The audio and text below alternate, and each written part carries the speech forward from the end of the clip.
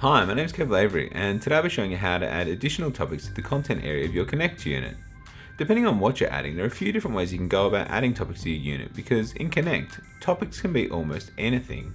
HTML pages, a PDF of class notes, a Word document, PowerPoint slides, a link to an external website, or even Connect activities like discussions and checklists.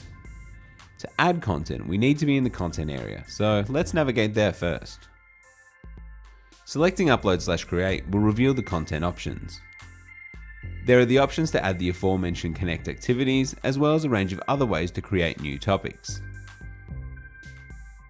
We'll start by uploading a file. I'm going to add a PowerPoint presentation I created for a recent class. In the Upload dialog box, you can select to upload files from your computer, or select from files that exist within the unit.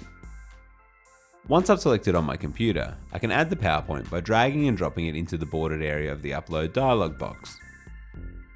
Alternatively, you can just click the Upload button and browse your computer and add files that way.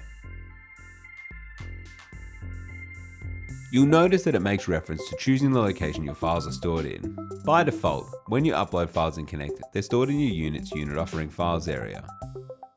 These files can be accessed and organized using the Manage Files tool, which we'll cover in more depth in our Manage Files guide.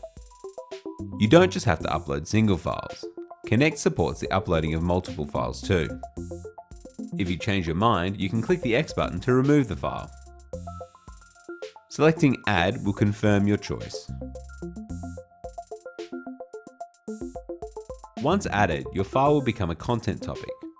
When you upload multiple files, each file uploads as its own individual topic. Let's see how it looks. Connect takes popular file formats like Microsoft Office documents and PDFs and displays them on the web. Your students don't need to download any extra software to view your learning material. It won't be as responsive as content created with the HTML editor, but it'll still display pretty well on most devices. Using the Create a File option in Upload/Create allows you to use the HTML editor to create topics. See our Create a File guide to see an in-depth breakdown on this process. So that's my PowerPoint added. Now I want to add a link to a website. I'm going to link to a Spark page I made on healthy eating. The process starts the same as before, except we're going to select Create a Link. Let's give the link a title. This is what people will see in the content.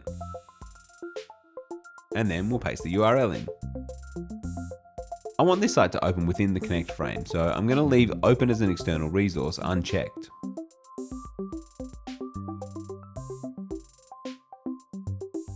It presents pretty nicely.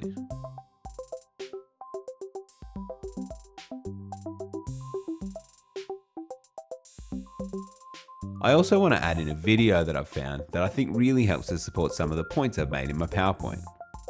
Again, same process, but I'm going to select video or audio. There are two tabs for adding video and audio content. One for adding stuff from the web, where you can paste in embed code or a URL, and the other for uploading stuff from your device, the same as how we did our PowerPoint. I've copied the URL already, so I just need to paste it in, and I can preview it easily on this screen too.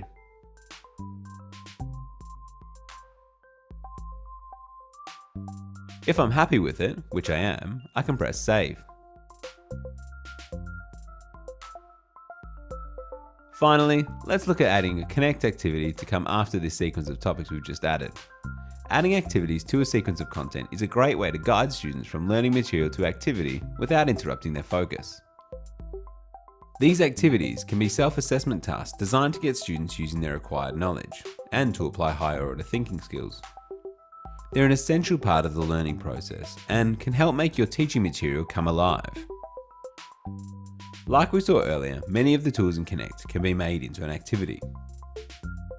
You could add a checklist, an assignment submission folder, a quiz, or any of the other activities.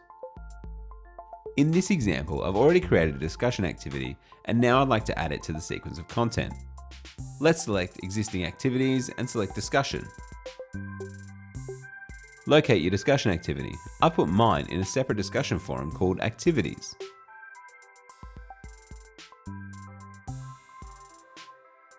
Your discussion activity will now be added to the sequence of content.